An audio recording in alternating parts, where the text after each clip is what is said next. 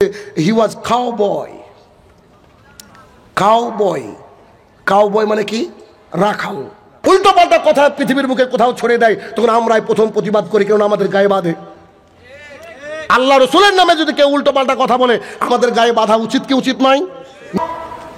Doctor Azhari সাহেব পেকুয়াতে মাহফিল করতে এসে যখন তিনি পেকুয়াতে আসলেন, ধাক্কা ধাক্কি করে তো ওখানে পৌঁছালেন।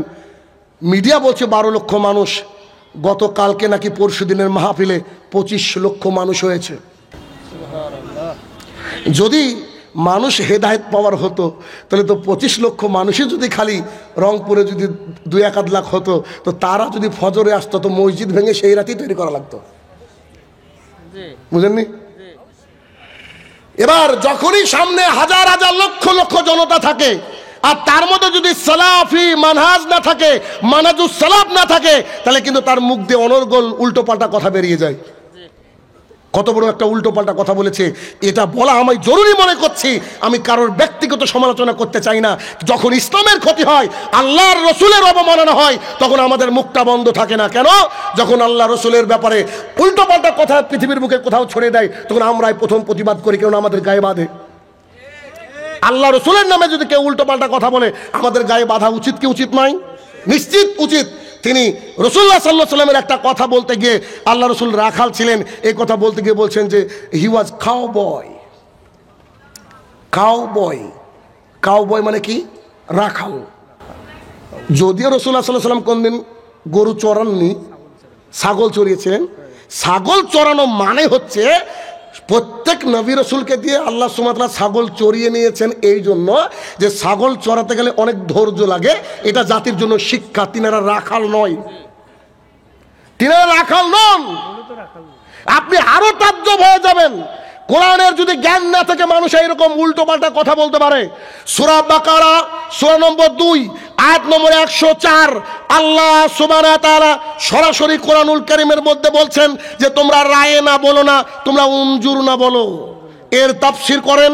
এর তাফসীর যখন আপনি পড়তে যাবেন, আল্লাহ সুবহানাহু ওয়া তাআলা এই যে কথাটা বললেন, এই রায়না শব্দের অর্থ হচ্ছে কি? নরমাল একটা শব্দ রায়না, এই শব্দের অর্থ হচ্ছে যে আমাদের দিকে লক্ষ্য করেন, তো আমাদের দিকে লক্ষ্য করেন। আল্লাহ তাআলা বলছেন না তোমরা এটা বলি না, কি বলো? উনজুর না বলো। আচ্ছা, এবার শানে নজুল বলি, পেছনের ঘটনা বলি, এর তাফসীর বলি, বুঝতে পারবেন। ইহুদি মক্কার যে দুষ্টু প্রকৃতির খারাপ মানুষ ছিল ইহুদি, তারা করতো কি? রাসূলুল্লাহ সাল্লাল্লাহু আলাইহি ওয়াসাল্লামকে দেখলে বলতো রায়না, রায়না, রায়না, এই কথা বলতো। আর রাসূলুল্লাহ সাল্লাল্লাহু আলাইহি ওয়াসাল্লাম মনে করতেন আমাকে বলছে আমাদের দিকে নজর দেন, আমাদের দিকে নজর দেন, কথা তো ভালো। এলাকার মানুষও মনে করতেন আরে কথা তো সুন্দর। রায়না লিখতে গেলে যে আইনটা লাগে, আইনটাকে একটু টান দিয়ে যখন উচ্চারণ করা হয়, হিব্রু ভাষায় তার অর্থ হয়ে যায় আমাদের রাখাল। নাউজুবিল্লাহ। মানে উনি বলতে চাইছেন আমাদের রাখাল, আর মুসলমানরা মনে করছে রায়না মানে আমাদের দিকে কি করেন? নজর দেন। আসলে ওরা দিচ্ছে গালি। এটা দেখে কিছু মুসলমান বলা শুরু করলো। তখন ইহুদিরা মনে মনে হাসার বলছে মুসলমান কত বোকা, তাদেরকে বলে দিলাম রায়না, এই কথা বলে দিলাম, আর ওরাও বলছে রায়না আমাদের দিকে নজর রাখেন। তখন আল্লাহ সুবহানাহু ওয়া তাআলা প্রতিবাদ করলেন কোরআনের আয়াতের মাধ্যমে। আল্লাহ সুবহানাহু ওয়া তাআলা বলছেন খবরদার নবীকে রায়না বলো না, তোমরা বলো উনজুর না, আমাদের দিকে একটু খেয়াল করিয়েন তো। কত সুন্দর ভাষা, আমাদের দিকে একটু লক্ষ্য করিয়েন তো। তাহলে আল্লাহর জমিনে কেউ যদি আল্লাহ রসুলকে রাখাল বলে, কাউবয় বলে, এটা আল্লাহ রসুলের শানে বিয়াদবি। গোটা বাংলাদেশের মানুষের উচিত যারাই এই ধরনের বাক্য ব্যবহার করবে তাদেরকে বয়কট করার। হতে পারে গোটা পৃথিবী তার ভক্ত, কিন্তু যদি কোরআন এবং সুন্নাহর বিরুদ্ধে কোনো কথা বলা হয়, তার বিরুদ্ধে আপনাকে আমাকে প্রতিবাদ করে তুলতে হবে, নইলে মানাজুস সালাফকে কবর দিতে হবে আল্লাহর জমিনে। এই জন্য মানাজুস সালাফ অতীব জরুরি। কোথা থেকে শিক্ষা গ্রহণ করছেন এটা জানা জরুরি। তবে বড় মানুষ, অনেক মানুষ আর অনেক জনগণের বিরুদ্ধে মানুষ কথা বলতে চায় না। কেন? সে বলছে এত বড় কথা বলে আমার ইমেজ নষ্ট হয়ে যাবে।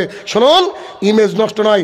রাসূল সাল্লাল্লাহু আলাইহি ওয়াসাল্লাম যখনই বললেন কুলু লা ইলাহা ইল্লাল্লাহ তুফলিহুন, তখন নিজের চাচা নিজ থেকে বলছে বিয়াদবকে হত্যা করতে হবে, একে গ্রাম ছাড়া করতে হবে।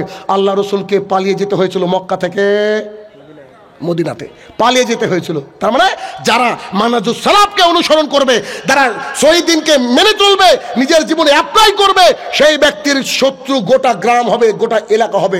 একবার আপনি মানাজুস সালাফ মেনে দেখেন, আপনার বাবা আপনার বিরোধিতা করবে। যেমন আল্লাহ রাসূল সাল্লাল্লাহু আলাইহি ওয়াসাল্লামের পরিবার তার বিরোধিতা করেছিল। শুনেন, জনপ্রিয়তার 5 পয়সা মূল্য আল্লাহ তাআলার কাছে নাই। 25 লক্ষ কি 25 কোটি কি গোটা পৃথিবী যদি আপনার তাফসীর মাহফিল শুনে, তারপরেও এ জাতির কোনো উপকার হবে না। কারণ ফেরাউনও বলেছিল আনা রাব্বুকুমুল আলা, আমি তোমাদের আল্লাহর আল্লাহ। আল্লাহ সুবহানাহু ওয়া তাআলা ফেরাউনকে ডুবিয়ে মেরেছিলেন লোহিত সাগরে। যখন তিনি ডুবিয়ে মরছেন তখন বলছেন আল্লাহ আমি মুসার রবের প্রতি ঈমান আনছি। আল্লাহ বলছে টাইম ইজ ওভার, আর কাজ নাই, আর সময় নাই। অতএব দিন যাদের কাছ থেকে নিতে হবে তাদের মধ্যে মানহাজুস সালাফ এটা আছে কিনা এটা আপনাকে আমাকে যাচাই করে নিতে হবে। শুনুন, আলু কিনতে গিয়েছেন, পটল কিনতে গিয়েছেন, তখন যে কি যাচাই করে পাবলিক, কেমন একটু দেখেন।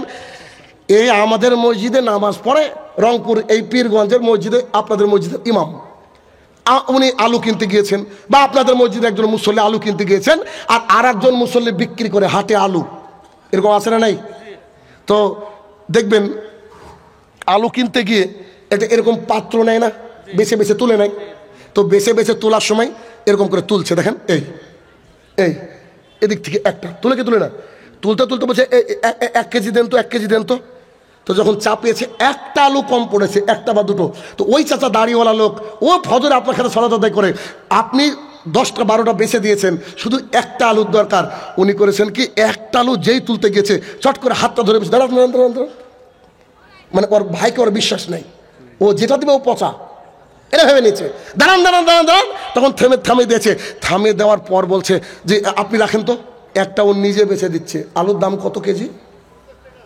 হ্যাঁ, 50 টাকা কেজি আলু কিনে এনে যদি একটা আলু খারাপ হয় খুব ক্ষতি হবে কি? ভিখারি হয়ে যাবেন কি? আচ্ছা, 2টো আলু খারাপ হলে হোক না, খুব ক্ষতি হবে কি? খুব ক্ষতি হবে না। কিন্তু ধর্মের ব্যাপারে যদি এই যে মানে আলু 50 টাকা কেজি আলু কিনতে গিয়ে এত যাচাই বাছাই করেন, আর ধর্মের ব্যাপারে বলছে হুজুর বলেছে, আশ্চর্য, বুঝেননি কথা? হুজুর বলেছে, হুজুর যা বলে দিল তাই ফাইনাল। কে তাবিজ দিয়েছে? বলছে বড় হুজুর। ও শিরকের ফ্যাক্টরি ওর কাছে, বড় হুজুর তাবিজ দিয়েছে। আমি শাহিনুর রহমান কি কাবার শেখ সুদেশকে আল্লাহর জমিনে যেই আল্লাহর কথা বলবে সে যদি দলিল না দিতে পারে তো তার কাছ থেকে দিন নেওয়া যাবে না। আমি আপনাকে যে কথা বললাম সূরা বাকারার 104 নম্বর আয়াত খুলে যদি দেখেন না পান, তখন শাহিনুর রহমানকে যাওয়ার সময় বলে জানাব আপনি এই কথা বলে গেলেন কেন, আপনাকে যাচাই করতে হবে। এর নাম হচ্ছে মানহাজুস সালাফ, এর নাম হচ্ছে মানহাজুস সালাফ। তাহলে সালাফদের ভূমিকা কি বুঝতে পারছেন? যাদের কাছ থেকে আমরা দিন নিয়েছি, দিন নিব, তাদের যে অগ্রগণী ভূমিকা পালন করেছে, তারা যে হক দিনকে রেখে গেছে, ওই হক দিন আমরা নিব। আমরা কোনো সেলিব্রিটির কাছ থেকে দিন নিব না। কারণ আলু 2টো পচা হলে পরের দিন বা পরের জুমাতে হাটে গিয়ে বলা যাবে, বাজারে গিয়ে বলা যাবে, কিন্তু কবরে গিয়ে এসে বলা যাবে না যে হুজুর তাবিজ দিয়ে করলেন কি, আমাকে তো শিরকের মধ্যে নিমজ্জিত করলেন। ফেরেশতা যে হাতুড়ি মারছে, এটা কোনো বলার রাস্তাই নাই। যে গো রাস্তা আছে কি? রাস্তা নাই। তাহলে কি হক দিন নিতে হবে আর মানহাজুস সালাফকে গ্রহণ করতে হবে। মানহাজুস সালাফ কি? রাসূলুল্লাহ সাল্লাল্লাহু আলাইহি সাল্লাম মক্কার বুকে যেদিন শেষ খুতবা দিচ্ছেন, মক্কার বুকে মক্কা বিজয় করার পর যখন তিনি শেষ খুতবা দিচ্ছেন, বিদায় হজ, সেই সময় তিনি বলে গেছেন ইসলামকে পরিপূর্ণতা দান করা হলো, এর মধ্যে কোনো কিছু ঢোকানো যাবে না, বের করাও যাবে না। তিনি সুদের ব্যাপারে বলতে গিয়ে বলছে আমার নিজের চাচা আব্বাস রাদিয়াল্লাহু আনহু তিনি সুদের কারবার করতেন, তার সুদকে পায়ের তলে দমড়ে মুচড়ে দেখে গেলাম, সুদ আর চলবে না। তো আশা কি করে চলে, ব্র্যাক কি করে চলে, চলে কি করে গো? আবার বলছে যে আমরা তাওহীদি জনতা, 95% মুসলমানের দেশ, এদেশে কনসার্ট হয় কেউ বাধা দেয় না, মাহফিল হলেই বাধা। বুঝলেন? ওই যে কচুয়াতে মাহফিলের বাধা হয়েছে। ওই দেখেন আপনার সিলেটে যান, আসাদুল্লাহ গালিব, ডক্টর আসাদুল্লাহ গালিবের মাহফিলকে করতে দেওয়া হচ্ছে না, কিন্তু রাহাত ফাতে আলী খান আসলো আর মেয়েরা জড়া জড়া ধরে আছে, ছেলেরা জড়া ধরে আছে, অথচ ওটা নাকি চলছে, কনসার্ট চলছে। এদেশে হ্যাপি নিউ ইয়ার চলে, কেউ বাধা দেওয়ার নেই। একটা বিয়ে হলে 7 দিন ধরে গান শুনতে হয়, শুনবো না বললে 7 দিন ধরে 8 দিন ধরে গান শুনতে হয়। তারপরেও বলছে যে আমরা নাকি দিন মানি। আশ্চর্য! বলছে আমরা নাকি ওই মানহাজুস সালাফকে মানি, আমরা নাকি দিন ইসলাম মানি, আমরা নাকি হানাফি, আমরা নাকি শাফি, আমরা নাকি মালিকি, আমরা নাকি মানে কি কত কি বানিয়ে ফেলেছি আমরা, কিন্তু আমাদের মধ্যে দিন নাই। এটা হচ্ছে বর্তমানের পরিস্থিতি, এটা হচ্ছে বর্তমানের পরিস্থিতি। শুনুন, দিন ধর্ম নিতে হবে কোরআন এবং সুন্নাহ থেকে। যখনই কোরআন এবং সুন্নাহ থেকে দিন নেবেন, একটু দেখেন আদম আলাইহিসসালামকে আল্লাহ তাআলা তৈরি করলেন। আদম আলাইহিসসালাম থেকে মুহাম্মদ সাল্লাল্লাহু আলাইহি ওয়াসাল্লাম পর্যন্ত একজন নবীর নাম বলে তো, যে নবীকে তার জাতি ফুলের মালা দিয়ে বরণ করেছে নেতা এমপির মতো? নবী মানে বিরোধিতা। কি কোমল ভাষা! নূহ আলাইহিসসালাম 950 বছর দাওয়াত দিয়েছে, 40-50টা লোক হেদায়েত পেয়েছে। কখনো বা টালমাটা নিজের ছেলে হেদায়েত না পেয়ে পাহাড়ের উপরে উঠে বসে আছে, বলছে আমি ডুববো না, দেখি দিই। হ্যাঁ, আশ্চর্য কথা!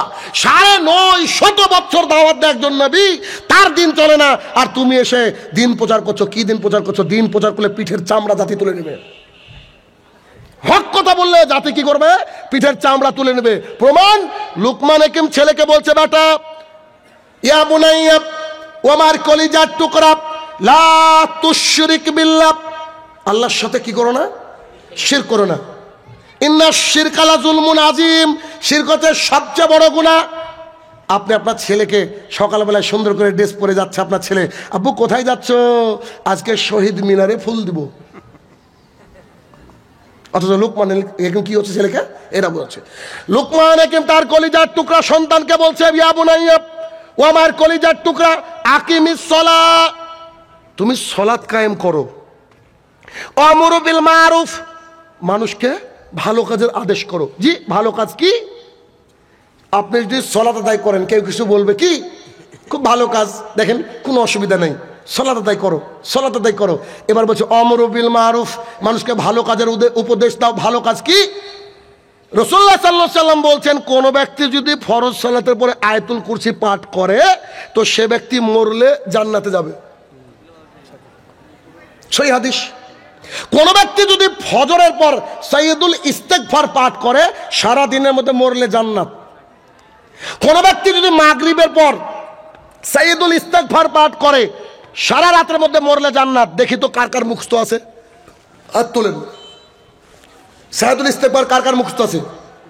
আল্লাহুম্মা আনতা রাব্বি লা ইলাহা ইল্লা আনতা খালাকতানি ওয়া আনা আবদুকা ওয়া আনা আদিকা, এই ছোট্ট একটা দোয়া কার কার? আচ্ছা, হাত নামান। দেখেছেন, অধিকাংশ মানুষের নাই এতটুকু ছোট্ট একটা দোয়া। রাসূলুল্লাহ সাল্লাল্লাহু আলাইহি ওয়াসাল্লাম বলেছেন, কোন ব্যক্তি যদি প্রতিদিন 10 বার সূরা ইখলাস, কুল হুয়াল্লাহু আহাদ পড়ে, তার জন্য জান্নাতে মিডিলে আমি ঘর দিব। অথচ 10 বার কুল হুয়াল্লাহু আহাদ পড়তে 3 মিনিটও লাগে না। রাসূলুল্লাহ সাল্লাল্লাহু আলাইহি ওয়াসাল্লাম বলেছেন, আমি প্রতিদিন 70 বারের উপরে আমি নিজেই তওবা ইস্তিগফার পাঠ করি, যার কোনো গুনাহই নাই। অথচ আপনার আমার হিসাব কি নাই? ভালো কথা বললে দেখবেন মানুষ কিছু বলে না, সুন্দর সুন্দর আমলের কথা বলছে, কিছু বলে কি? বলে না। এখন দেখেন লুকমান হাকিম ছেলেকে বলছে, বেটা আকিমিস সালাত, সালাত কায়েম করো, আমরু বিল মারুফ, ভালো কাজের আদেশ দাও, অনহা আনিল মুনকার। এইখানে একটু বাধা, কেমন? অনহা আনিল মুনকার, বেটা অন্যায় দেখলে বাধা দাও। চাচা এমন করে দাঁড়িয়ে রেখে সিগারেট খাচ্ছে, মানে সিগারেট খাওয়া ওয়াজিব, আসলে নাই? সিগারেট খাচ্ছে, চায়ের দোকানে মাগরিবের সালাত আদায় করে বসেছে, আর ওখানে ইন্ডিয়ান সিনেমা হচ্ছে, আর ইন্ডিয়ান নায়িকা নাচছে, মাথায় টুপি তখনও। চাচা বলছে আমি মুসলমান, চাচা বলছে আমি মুসলমান। চাচা ফজরের সালাত আদায় করে কোদালটা ঘাড়ে নিয়ে মাঠে চলে গেছে, এখন আল কাটতে কাটতে আল খুঁজে পাচ্ছে না, আমিন এসে। চাচা তখনও বলছে মুসলমান। তুমি মানুষকে বলো, যারা পাশা, ক্যারাম বোর্ড, জুপি লুডু, মোবাইলের ফ্রি ফায়ার, পাবজি, যারা এগুলা খেললো, তারা হচ্ছে শুয়োরের চর্বির মধ্যে হাত ডুবালো, হাদিস মুসলিম শরীফের। তুমি মানুষকে বলো পানবিড়ি, জর্দা, গুল, সিগারেট এগুলো হচ্ছে হারাম খাদ্য, এ খাদ্য গ্রহণ করে জান্নাতে যাওয়া যাবে না। তুমি মানুষকে বলো যে রেল স্টেশনে ভিক্ষা করে খাওয়া যাবে, কিন্তু আকিজ কোম্পানিতে চাকরি করা যাবে না। তুমি মানুষকে বলো সালাত আদায় যদি কোনো ব্যক্তির ইচ্ছা করে ছেড়ে দেয় 1 ওয়াক্ত, সেই ব্যক্তি মুসলমান নয়, এ ব্যক্তি কাফের। তুমি মানুষকে একথা বলো, যখন এ কথা তুমি বলতে যাবা, তখন কি হবে? তোমার পিঠের চামড়া থাকবে না। তাই লুকমান হাকিম ছেলেকে বলছে, অসবির আলামা সাবাক, বেটা ধৈর্য ধারণ করো। আশ্চর্য লাগে এই আয়াতটা আমার, কেন? একটু দেখেন, একটু আয়াতটা দেখেন, বুঝতে পারবেন। আল্লাহ রাসূল সাল্লাল্লাহু আলাইহি ওয়াসাল্লাম আমাদেরকে শোনালেন, আল্লাহ তাআলা দিয়ে দিলেন লুকমান হাকিমের কথা কি? ইয়া বুনাইয়া, ও আমার কলিজার টুকরা, আকিমিস সালাহ, সালাত কায়েম করো, আমরু বিল মারুফ, ভালো কাজের কথা বলো, সুন্দর কথা, অন্যায় আনিল মুনকার, মানুষকে অন্যায় কাজ থেকে নিষেধ করো। পরের বাক্যটা যদি থাকতো তাহলে তুমি জান্নাতে যাবা, কি সুন্দর না? সেটা তো কি হতো না? তাহলে তুমি জান্নাতে যাবা। কিন্তু উল্টে কি বলছে? ওয়াসবির আলা মা সাবাক, বেটা তুমি ধৈর্য ধারণ করো। কেন? সালাত আদায় করলে জাতি কিছু বলবে না, ভালো কাজের কথা বললে, আমলের কথা বললে কিছু বলবে না। এই জন্য তো গাট্টিওয়ালাদেরকে কেউ কিছু বলে না, মসজিদের মধ্যে স্বপ্ন দোষ করে, কেউ কিছু বলে না। কেন? ওদের কোনো কিছুই নাই, ও যাই বলেন ওই ফাজাইলে আমল। তো দুই, তুমি মানুষকে ভালো কাজের কথা বলো।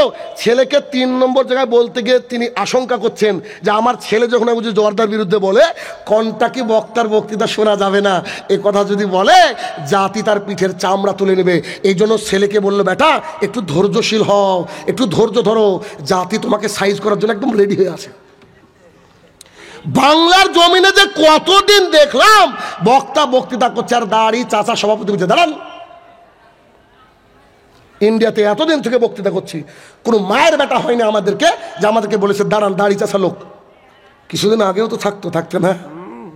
আল্লাহ তাআলা রহমত দিয়েছে আপনাদেরকে গো, এই রহমত আপনারা এখনো বুঝতে পারছেন না। কি যে রহমত আছেন আপনারা, কি যে রহমত! এর চেয়ে বড় স্বাধীনতা আর কি হতে পারে বলেন তো? এই যে দাড়িওয়ালা লোকগুলো আমার পাশে বসে আছে, আর যদি ওই অবস্থায় থাকতো তো পাশে কিন্তু ইনাদের সুযোগ হতো না।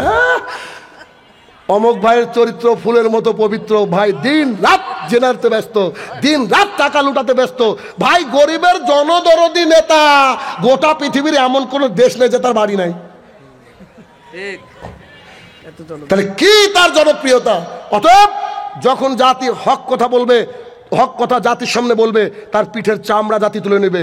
আপনি কি দেখেননি যদি আমি এইভাবে কথা বলি, আল্লামা দেলোয়ার হোসেন সাইদও পীরের বিরুদ্ধে কথা বলতো, কত বিরুদ্ধে কথা বলতে গিয়ে বেচারা শেষ জীবনে কতদিন জেল খাটলো। আপনি কি দেখেননি আব্দুর রাজ্জাক বিন ইউসুফ হাফেজাহুল্লাহ সিলেটের মাটিতে মার খেলো? আপনি কি দেখেননি কত সুন্দর করে কথা বলে আমাদের দেশের ডক্টর জাকির নায়েক, আমাদের দেশের আলেম সমাজ তাদেরকে তাড়িয়ে দিয়েছে। আপনার দেশে এক সময় সানি লিওন একজন বেশ্যা নারীকে আসার অনুমতি দেওয়া হয়েছে, ডক্টর জাকির নায়েক আজও অনুমতি পায়নি। তিনি অনেক মনে আক্ষেপ করেন যে আমি বাংলাদেশে কবে যাব, তার আত্মাটা বাংলাদেশের মধ্যে জুড়ে আছে, তার আত্মাটা ঢুকে আছে, অথচ তিনি এখন পর্যন্ত পারমিশন পাননি। হয়তো ইনশাল্লাহ পাবেন। তো এদেশে আজে বাজে কিছু করার জন্য তখন মানুষ প্রস্তুত ছিল, কিন্তু আলহামদুলিল্লাহ আল্লাহ তাআলা রহমত দিয়েছে আপনাদেরকে। এবার আপনি সমাজদারকে এলিয়ে ইশারা কাফি, আপনি একটু বুঝে যাবেন আমি কি বলতে চাইছি। তাহলে কি মানহাজুস সালাফ, এটা একটা কঠিন একটা দিন। মানহাজুস সালাফ কি? একটা ছোট্ট ঘটনা বললে বুঝতে পারবেন। এটা দেখেন, আমি যে গ্রামের মানুষ সে গ্রামে বিয়ে করেছি, একই গ্রামে। তো আমার স্ত্রী তার দাদার কাছে মানুষ, দাদা বুঝেন তো, তার দাদুর কাছে মানুষ। তো এটা আমার বাড়ি, আর এখান থেকে মোটামুটি হাফ কিলোমিটারও হবে না, আরেক তার একটু কম, 300 মিটার। তো ওইখানে তার দাদার বাড়ি। একটা ক্যারি ব্যাগে করে মোবাইল নিয়ে যাচ্ছে, ক্যারি ব্যাগের তলা ছিল ফুটো, মোবাইলটা পড়ে গেছে। তো তার দাদার বাড়িটা হচ্ছে ওই মসজিদের সামনে, যে মসজিদ থেকে আমি শাহিনুর রহমানকে বের করে দেওয়া হয়েছে। আমি সৌদি আরবে গিয়ে এসে হক দিন প্রচার করেছি, আমিন বলা শুরু করেছি, বুকে হাত বাঁধা শুরু করেছি, তখন আমাকে ফেতনাবাজ বলে মসজিদ থেকে বের করে দেওয়া হয়েছে। ওই মসজিদের সামনে তখন এই ঘটনা ঘটেছে। তখন আমাকে অন্য একটা ফোন নিয়ে বলছে যে আমার ফোনটা হারিয়ে গেছে। তা আমি বলছি আলহামদুলিল্লাহ, আমি বলছি অন্য একটা ফোন নিয়ে আমাকে ফোন দিয়ে আমার স্ত্রী বলছে আমাকে এটা বলছে ফোনটা হারিয়ে গেছে। আমি বলছি আলহামদুলিল্লাহ। এই কথা বলার পর বলছি আল্লাহ তুমি এই ফোন নিয়ে যাকে পরীক্ষা করেছো ওকে ক্ষমা করে দিও, ও তো পাগল, বুঝতে পারিনি একটা ফোনের কারণে হয়তো জাহান্নামে যাবে। আল্লাহ ওই আমার ভাই, ও যদি জাহান্নামে না যায় আমি এখনই ক্ষমা করে দিলাম। এটা আমার চরিত্র আর কি। আপনি আমাকে গালি দেন, অসুবিধা নেই, আমি ক্ষমা করে তারপর যাবো বাড়ি। আমার ভাই আমার জন্য আটকাক, এটা আমি চাই না, কারণ কিয়ামতের মাঠ সম্পর্কে তার ধারণা নাই। আমি আবার ফোনটাকে লাগিয়ে দেখলাম যে ফোনটা আছে সুইচ অফ, মানে ভালো হলো কি পেয়েছে, পাওয়ার সাথে সাথে সুইচ অফ। আমি বললাম যে আবার কিনে নেওয়া যাবে, এটা কোনো ব্যাপার না। রাত্রিবেলায় যখন ছেলেকে ঘুম দিব এমতো অবস্থায় ওই বড় মসজিদ, যে মসজিদ থেকে বের করে দিয়েছে আমাদেরকে, সেই মসজিদ থেকে আমি মশারি টাঙাচ্ছি। মশারি বুঝেন কিনা, দেশে তো আছে।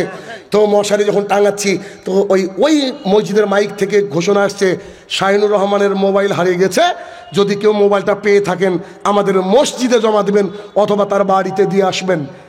এ কথা যখনই বলেছে দুবার তিনবার ঘোষণা করে, যেই তার ঘোষণা শেষ হয়েছে আমি এভাবে একটু আওয়াজে বলছি, আল্লাহ শাইনুর রহমান যেন মোবাইলটা না পাই। তখন আমার স্ত্রী বলছে, আরে এটা তো তোমার মোবাইলের কথা বলছে, তুমি আবার বলছে না পাই, তুই পাগল হয়ে গেছো নাকি, ঘটনা কি? তা আমি বললাম, আমি বুখারী, মুসলিম, আবু দাউদ, তিরমিজি থেকে 13খানা হাদিস জানি, যেখানে বলা হচ্ছে রাসূলুল্লাহ সাল্লাল্লাহু আলাইহি ওয়াসাল্লাম বলেছে, মসজিদ থেকে যদি কোনো হারানো বস্তুর সন্ধান কেউ করে তো তুমি বদদুয়া করো। আরে মোবাইল আমার কেন, আমার বাপের হলেও বদদুয়াই হবে। এন্ড দিস ইজ সালাফি মানহাজ, এর নাম হচ্ছে সালাফি মানহাজ। কথা কি বুঝাতে পেরেছি? তার মানে আমার বুকের উপর দিয়ে বুলডোজার চলে গেল, কোটি টাকার ক্ষতি হয়ে গেল, আমাকে কোরআন এবং সুন্নাহকে মেনে নিতে হবে। চৌধুরী রাদিয়াল্লাহু তাআলা আনহু বলেন, আমি রাস্তা দিয়ে যাচ্ছিলাম, একজন ব্যক্তি উটকে শুইয়ে দিয়ে জবাই করার চেষ্টা করছে, উটকে শুইয়ে দিয়ে জবাই করার চেষ্টা করছে। তিনি বলছেন, আমি ওখানে দাঁড়িয়ে গিয়ে বললাম, আল্লাহর কসম করে বলছি, আমি আবুল কাসেমকে দেখেছি। আবুল কাসেম কে বলেন তো? মুহাম্মদ সাল্লাল্লাহু আলাইহি সাল্লাম। আমি মুহাম্মদ সাল্লাল্লাহু আলাইহি সাল্লামকে দেখেছি, তিনি উটকে দাঁড়িয়ে নহর করেছেন। এটুকুই সহ্য করা যায় না? রাসূল সাল্লাল্লাহু আলাইহি ওয়াসাল্লামের কথা সাহাবী কি করে মানতো জানেন? একজন সাহাবী, এটা পরের ঘটনা, ওই জুমার দিনে ঢুকছে, মানুষ ঢুকছে, রাসূল সাল্লাল্লাহু আলাইহি ওয়াসাল্লাম খুতবা দিচ্ছেন, একজন সাহাবী করেছে কি, এইভাবে পা দিয়েছে চৌকাটে, মসজিদের চৌকাটে পা দিয়েছে, আর রাসূলুল্লাহ সাল্লাল্লাহু আলাইহি ওয়াসাল্লাম খুতবার মধ্যে বলেছে ইজলিস, বসো। আসলে তাকে বলেনি, কি বলেছে? ইজলিস, বসো। খুতবার মধ্যে থাকে না কথা এরকম, বসো। তো ওইখানে বসেছে, বসার পর যখন খুতবা শেষ হয়েছে, ওইখানে বসে খুতবা শুনেছে। সালাত আদায় করার পর রাসূলুল্লাহ সাল্লাল্লাহু আলাইহি ওয়াসাল্লামকে বলছে, জানেন আপনি বলেছেন ইজলিস, আমি বুঝতে পারিনি, বসে পড়েছি, কারণ আল্লাহ আপনাকে মানতে বলেছে, না হলে জান্নাত হবে না। তখন মুহাম্মদ সাল্লাল্লাহু আলাইহি ওয়াসাল্লাম তার জন্য দোয়া করছে, বলছে, হায় আমার জাতি কিভাবে আমাকে অনুসরণ করে। কি দিয়ে বুঝাবো আপনাকে আমি? আনাস ইবনে মালিক রাদিয়াল্লাহু তাআলা আনহু বলেন, আমরা আবু তালহা রাদিয়াল্লাহু তাআলা আনহুর বাড়িতে ছিলাম, আমি মদ ঢেলে দিচ্ছিলাম, অনেক সাহাবী মদ খাচ্ছিল, মদ মুখে নিচ্ছিল, তখনও মদ হারাম হয়নি। একজন ব্যক্তি বাইরে থেকে এসে বলছেন, আমার জান যার হাতে, সেই আল্লাহর শপথ, এখন কোরআনের আয়াত নাজিল হলো, কারণ মদ একবারে হারাম হয়নি, মদ 3 বারে হারাম হয়েছে, আস্তে আস্তে আস্তে হারাম হয়েছে, 3 বার হারাম হয়েছে। তো মদ হারাম করেছে আল্লাহ সুবহানাহু ওয়া তাআলা। সঙ্গে সঙ্গে আবু তালহা রাদিয়াল্লাহু তাআলা বলছে, আনাস জি বলেন, সব মদের যতগুলো বোতল আছে, ঠিলি আছে, এই কলসি আছে, সবকে ভেঙে দাও। বলছে, আমি সব ভাঙলাম। মদিনার গলিতে যেন মদের বন্যা বয়ে যাচ্ছিল, বন্যা বওয়া মানে বোঝাতে চাইলো যে ভেঙে চলে যাচ্ছিল। তো তাদের এইটা করতে গিয়ে অসুবিধা হয়নি। আর দিন রাত বাংলার জমিনে পান বিড়ি জর্দা গুল সিগারেটের বিরুদ্ধে বলি, তারপরে 111 চলছে গো, বুঝলেন না? তারপরে চলছে। এরা এগুলো তো চলে চলে হুজুর আবার মসজিদের মধ্যে আল্লাহু আকবার বলে সালাতে দাঁড়িয়েছে, সূরা ফাতিহা তেলাওয়াত করছে, তো মনে হচ্ছে শেখ সুদেশ, কি সুন্দর তার কিরাত। তারপরে বলছে, ইয়া আইয়ুহাল্লাযীনা আমানু ইন্নামাল খামরু ওয়াল মাইসিরু ওয়াল আনসাবু ওয়াল আজলামু। এটা বলার পরে বাইরে গিয়ে বলছে যে ওই হাকিমপুরীতে একটা পান মারো তো। কি দিয়ে পান মারো? আমি তাজ্জব হয়ে যাই, বিশ্বাস করেন। কেন তাজ্জব হয়ে যায় জানেন? দুর্গার প্যান্ডেল আছে না, দুর্গার প্যান্ডেল, দুর্গা পুজোর মন্দির, এখন এক ঠাকুর সাহেব বেলপাতা নিয়েছে, বেলপাতা পর্যন্ত, আর গঙ্গা জলের মধ্যে চুবেছে এক হাতে ঘন্টা। তো এরকম করছে, নাচছে পুজোর সামনে আর মন্ত্র পাঠ করছে। কি বলছে? অন্ধকার মাপা বিশন্তি অসম্ভূতি উপাস্তে একম ব্রহ্মাম দেবতা নাচতে নাচতে নিয়ে নিকেঞ্চন। ঠাকুরকে বলছি, আচ্ছা জনাব, মন্ত্র শেষ, পুজো শেষ, আমি তো একটু চর্চা করি, তো আপনার একটু জানতে এসেছি, এই আপনি যেটা পড়লেন এটার মানে কি? আমি তো আমাদের ঠাকুরকে চিনি, তো বুঝেন না। তা বললাম যে এটার মানে কি? তখন ওর মাথা খারাপ। এই জন্য দেখবেন কিছু আমাদের আলেম আছে, ওদেরকে যদি কথা বলতে যান, তোর বাপের বিয়ে আমি দিয়েছি রে, তুই সেদিনে ছিলি, এত বড় কথা করতে পেলি তুই, হ্যাঁ, এই কথাই বলে। তো ওরকম পণ্ডিত ওদের মধ্যে আছে। তাহলে ঠাকুর মশাই বলছে, একটু এটা মানে বলেন না। বলছে, মানে তো দেখতে হবে, দেখতে হবে। তা আমি একটু বলি। হ্যাঁ, আপনি বলবেন মানে? দাঁড়িয়েলা লোক একটু বলি, আচ্ছা বলেন শুনি। আমি আপনি যা বললেন তার অর্থ হচ্ছে অন্ধকার মাপ বিসন্তি, ওই সব লোক আরো বেশি অন্ধকারের দিকে যাচ্ছে। অসম্ভূতি, যারা নিজে বানায় উপাস্তে তারপরে পুজো করে, যারা নিজে হাতে বানিয়ে তার পুজো করে, তারা অন্ধকারের দিকে ঢুকছে। শোনেন, মজা আরো আছে পরে। অন্ধকারের দিকে ঢুকছে। কেননা একাম বোম্বা, ঈশ্বর একজন, বোম্বা একজন, দেউতা নাচতে দ্বিতীয় নাই, নিহিনি কিঞ্চন একটুকু নাই, তো 17 জন কি করছে বুঝলেন? তখন ওর মাথা খারাপ, হ্যাঁ এটা কোথায় আছে? আমি এই জায়গায় আছে।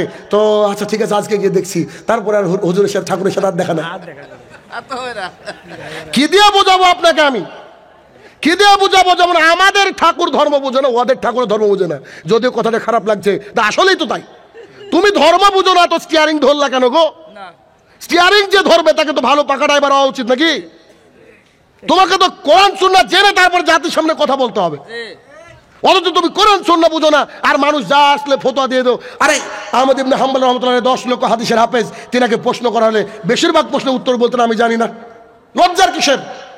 তুমি জানো না বলে দাও। একজন আলেমকে দেখলাম বলছে সুদ কি হারাম, বলছে ওই মুসলমানের মধ্যে হলে হারাম, আর মুসলমানের অন্য জাতির মধ্যে হলে হারাম না। নেন এবার ফতোয়া। পাগল দুনিয়াতে কত দেখবেন। আর এই দেশ তো ফ্যাক্টরি, একার সময় এক এক রকম ডেলিভারি দেখেন না।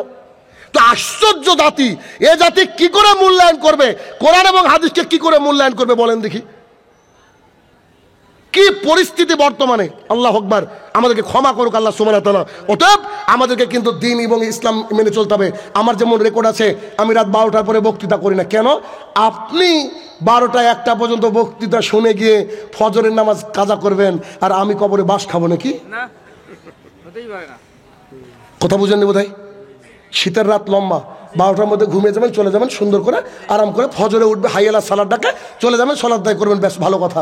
এবার এই মাহফিল শেষ হবে অনেক রাত্রিতে, এবার মুয়াজ্জিন বলছে হাইয়ালা সালাহ, আর বউকে জোরে ধরে বলছে তোরা 3 জনা মিলি চালা।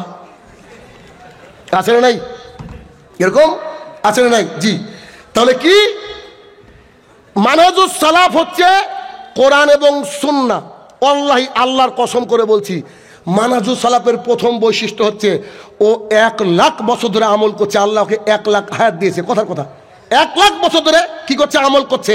একটা ছোট্ট ছেলে গিয়ে যদি বলে জনাব আপনি যেটা আমল করছেন এটা ভুল, ও যদি প্রমাণ দেখাতে পারে সঙ্গে সঙ্গে ছেড়ে দিতে হবে। কি বললাম? সঙ্গে সঙ্গে ছেড়ে দিতে হবে। এটাই কি? এটা হচ্ছে মানহাজুস সালাফ। কথা কি ক্লিয়ার হলো? ওকে। কিছু প্রশ্ন বোধহয় আছে না? কেউ বলছিল?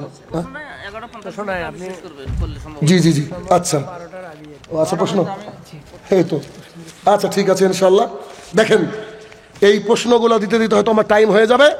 আমি যে মূল বিষয়টাকে আপনাকে বুঝালাম, আরেকবার একটু প্যাকেট করে দিই কথাটা। এক, যখন কোনো দিন মানবো, দিন মানার সময় কেউ যদি বলে এইটা কোরআন এবং হাদিসে আছে, দয়া করে তাকে বলেন যে ভাই কোথায় আছে, তাকে সময় দেন। কুল হাতু বুরহানাকুম ইন কুনতুম সাদিকিন। ওই যে বেয়াদবরা আল্লাহকে বলেছিল না আমরা জান্নাতে যাবো, আল্লাহ বলছে দলিল দেখা। ইহুদি খ্রিস্টান আল্লাহকে বলছে আমরা কোথায় যাবো? জান্নাতে যাবো। আমরা সেটা কেউ নাই, আল্লাহ বলছে দলিল দে। ওদের দলিল আছে কি? দলিল নাই। তো এক, মানহাজুস সালাফের বৈশিষ্ট্য কি? যে আপনি করবেন কি? আগে দলিল চাইবেন। দলিল হতে হবে কোরআন এবং সুন্নাহ থেকে। ইজমা কিয়াস জায়েজ, কিন্তু কখন জায়েজ? যখন সেটা অন্যরকম দিয়ে চলে যাবে, কোরআন এবং সুন্নাহ নাই। যদি অথেন্টিক সোর্স থেকে আসে তবে আপনি নিতে পারেন, আদারের নেওয়া যাবে না। আর এই সালাফদের দিন আল্লাহর জমিনে 100% বিশুদ্ধ দিন, যার জন্য কতজন আপনাদের দেশেরই জেল খেটেছে, আপনাদের দেশেরই মার খেয়েছে। একটু চোখ কান খোলা রাখলে বুঝতে পারবেন। অথচ অন্যান্য আলেমদের পা টিপে মানুষ গিয়ে, আর যারা হকপন্থী আলেম দেখেন তো তাদের অবস্থা কি। যাই হোক, কয়েকটা প্রশ্ন এসেছে, একটু শর্ট করে বলে দিই। সুন্নতি পদ্ধতিতে বিয়ে করেছি, এজন্য বরযাত্রী নিয়ে যেতে পারিনি, এ কারণে আমার আপনজনরা মন খারাপ করেছে, তাদের কিছু নসিহত করুন। সুন্নতি পদ্ধতিতে বিয়ে করতে হবে, শুধু আত্মীয় না, গোটা বাংলাদেশের মানুষ যদি মন খারাপ করে, দ্যাট ডাজন্ট ম্যাটার, কোনো অসুবিধা নাই। বরযাত্রী কোথা থেকে আসলো আপনাকে একটু দেখাই। আপনার হাতে গুগল আছে, গুগলের মালিক শাহিনুর রহমান নাম, মুসলমান না। এই গুগল এর এখনই আপনি গুগলে গিয়ে সার্চ দেন বরযাত্রী কাকে বলে, তো তারা বলে দেবে হিন্দু ধর্মের প্রথা অনুযায়ী বরের সাথে যারা যায় তারা হচ্ছে বরযাত্রী। আর আমি একটা কিতাব লিখেছি, যে কিতাবের নাম হচ্ছে বিবাহ একটি ইবাদত। এই কিতাবে আমি নাম রেখেছি জুলুম যাত্রী। কেন? যে লোকটা 150 বরযাত্রী খাওয়াচ্ছে, এই লোকটার বয়স 70 বছর, 70 বছরে 10 জন ভিখারিকে খাওয়ায়নি, আর আজকে কি এমনি এমনি খাওয়াচ্ছে নাকি? বেচারা চাপে আছে গো। অতএব বরযাত্রী চলবে না, বরযাত্রীর বিষয়ে খাওয়া যাবে না। আচ্ছা পরে দিকে বলছি। জি, তাহলে এখান থেকে একটা শিক্ষা প্রশ্ন থেকে, গোটা পৃথিবীর মানুষ যদি আপনার বিরুদ্ধে কথা বলে, বিরুদ্ধে চলে যায়, মন খারাপ করে, তবু আপনাকে কোরআন এবং সুন্নাহ মানতে হবে। কারণ আপনি আমি মানুষকে খুশি করতে আসিনি, আপনি আমি খুশি করতে এসেছি আল্লাহকে, আল্লাহ তাআলাকে, ব্যাস এটাই। দ্বিতীয় প্রশ্ন, ঘোড়ার গোশত খাওয়া কি হারাম? খায়বারের যুদ্ধে খাদ্য সংকটের জন্য ঘোড়া জবাই করে খেয়েছে, এজন্য এটা শুধু ওই সময়ের জন্য জায়েজ ছিল, কথাটা কি সঠিক? জি, সুন্দর প্রশ্ন। দেখেন, এই প্রশ্নের উত্তর দেওয়ার আগে একটা কথা বলি। ইসলাম ধর্মের নিয়ম অনুযায়ী কোরআনে বর্ণিত রয়েছে, তোমরা একটা বিবাহ করো, চাইলে দুটো, তিনটে, চারটে বিবাহ করো। চারটে বিবাহ করতে হবে, জরুরি করেন কি না করেন এটা ব্যাপার না, কিন্তু চারটো বিবাহ করা ইসলামে জায়েজ। এটা যদি আপনি ইমানদার হন তো মেনে নিতে হবে প্রথমে। কথাকে বোঝাতে পারছি? আপনি মানেন না মানেন, কিন্তু মানতে হবে। এটা কেন কি আছে? কোরআনে আছে। তবে একটু মাঝে মজা করে কথা বলি। ডক্টর জাকির নায়েকের উস্তাদের নাম কি? শেখ আহমেদ দিদাত। আহমেদ দিদাত বলছে, আমি আমার স্ত্রীকে বলছি, ডু ইউ বিলিভ ইন কোরআন?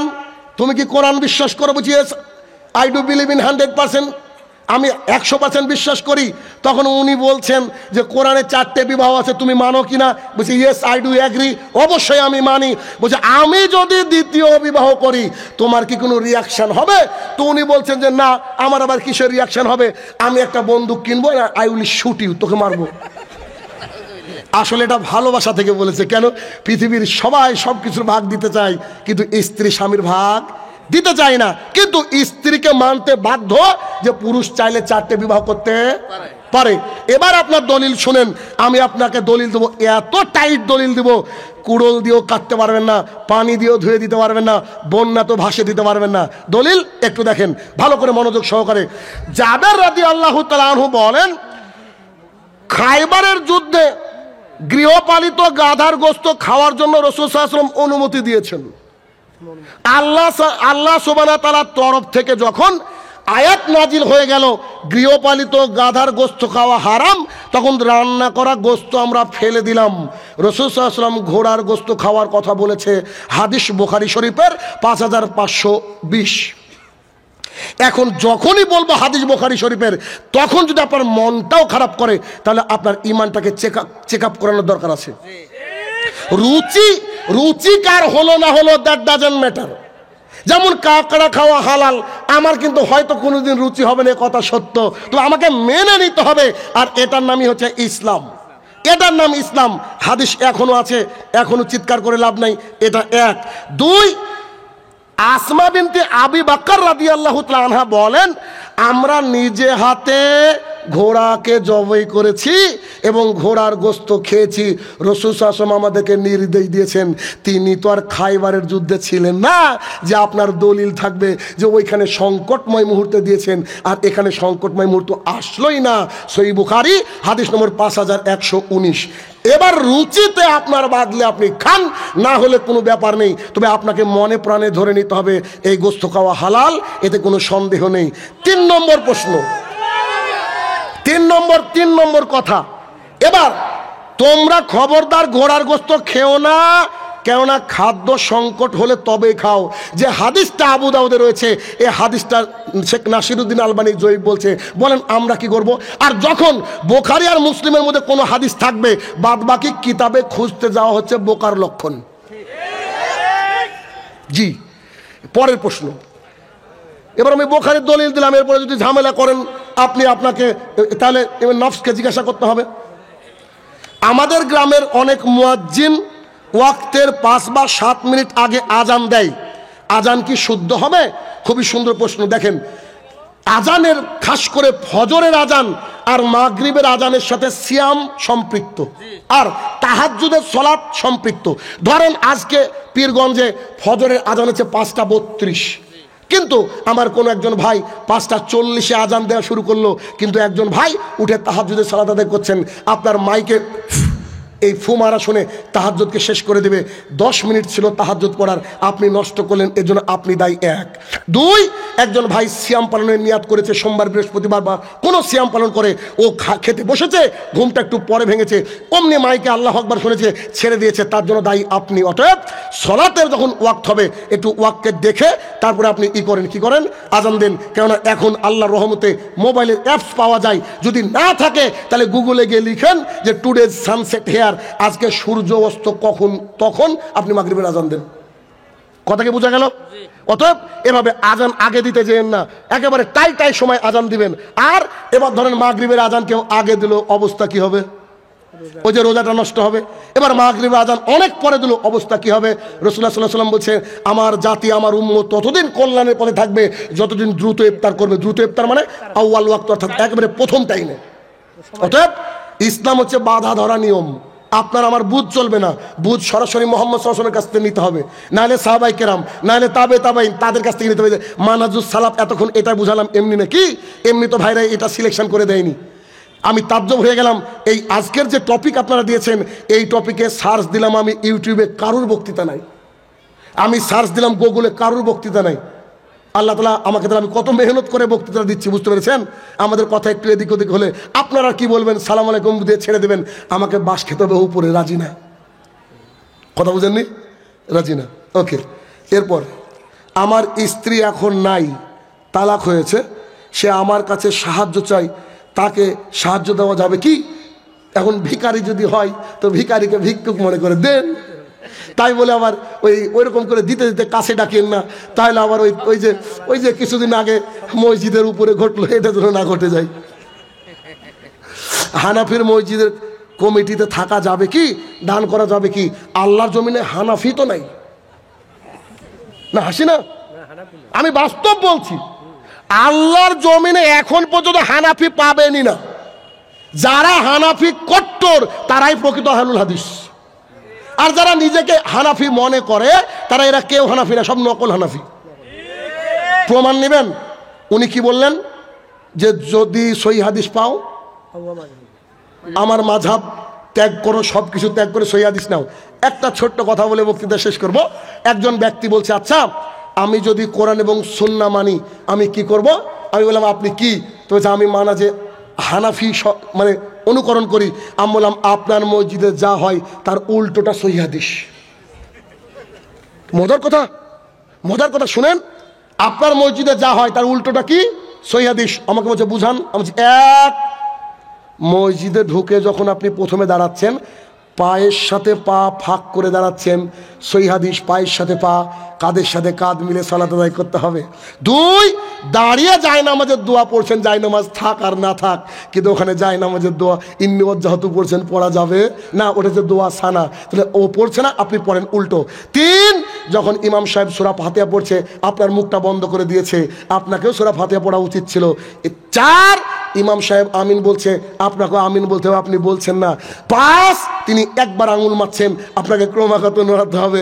6, তিনি সালাম ফিরিয়ে সঙ্গে সঙ্গে মাথায় হাত দিয়ে দোয়া পড়ছেন, এটা নাই। 7, সালাম ফিরে বলছে আল্লাহুম্মা আমিন, আপনাকে আয়াতুল কুরসি পাঠ করার জন্য বুখারী হাদিস দিলাম, ওরা যা করছে তার উল্টোটা সহিহ হাদিস। কথা বোঝা গেল? অতএব আলোচনা লম্বা না করে শেষের দিকে একটা কথা বলবো। দেখেন ভাইয়েরা আমার, একেবারে নতুন মাদ্রাসা এই হিফজুল কোরআন মাদ্রাসা, আলহামদুলিল্লাহ। এই মাদ্রাসায় আপনাদের নৈতিক দায়িত্ব, সন্তানদেরকে যেমন ভর্তি করাবেন, মাদ্রাসায় টেক কেয়ার করবেন এবং এই মাদ্রাসায় বেশি বেশি সাহায্য করবেন, এটা আপনাদের নৈতিক দায়িত্ব। তো আপনারা অবশ্যই মাদ্রাসায় দান করে যাবেন। হে আমার প্রতিপালক, এতক্ষণ যে আলোচনা করলাম মাবুদ, এই আলোচনা থেকে যেন আমরা সবাই উপকার পেতে পারি, আল্লাহ তুমি সেই তৌফিক আদা করো, আল্লাহুম্মা আমিন। হে আমার প্রতিপালক, কবরের তলে যারা সাহিত্য জানি না কি হালে রয়েছে, তারা যদি ক্ষমার যোগ্য হয় তাকে তুমি ক্ষমা দান করো, আল্লাহুম্মা আমিন। আমরা যেন মানাজুস সালাফ মেনে চলতে পারি, আল্লাহ তুমি সেই তৌফিক আদা করো, আল্লাহুম্মা আমিন। আসসালামু আলাইকুম ওয়া রাহমাতুল্লাহি ওয়া বারাকাতুহু। আলহামদুলিল্লাহ, আমরা প্রায় 2.5 ঘন্টা থেকে যারা মৌলানা মোহাম্মদ শাহিদুল ইসলাম মাইলি নিকট অত্যন্ত গুরুগম্ভীর কথা শুনলাম। আমাদের মাহফিল, আজকের ওয়াজ মাহফিল শেষের দিকে। এখন অধ্যক্ষ সম্মানিত সভাপতি সাহেব, যারা সভাপতি কথার